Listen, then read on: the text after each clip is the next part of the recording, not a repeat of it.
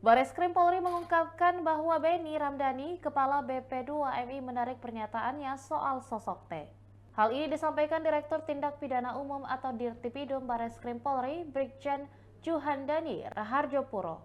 Juhandani mengatakan bahwa Benny sudah 2 kali diinterogasi oleh penyidik. Pada pemeriksaan pertama tanggal 29 Juli lalu, Benny diberi 23 pertanyaan namun ia belum mengungkapkan sosok T. Ia hanya mengaku mendapat informasi soal sosok T dari korban pekerja migran di Kamboja.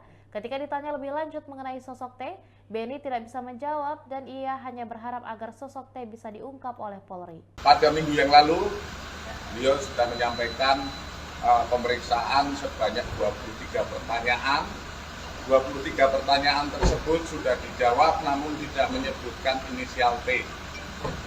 Kemudian hari ini dilanjutkan pemeriksaan, namun ada beberapa hal yang oleh yang bersangkutan dirubah pertanyaan di tanggal 23, yaitu terkait materi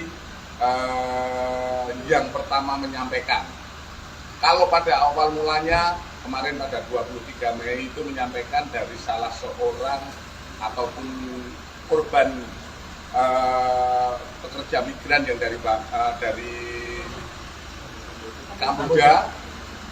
Sekarang dilalap bahwa info itu didapat dari saudara Joko Purwanto yang kebetulan yang bersangkutan adalah ketua BP2MI dari Serang dan saat ini sudah meninggal.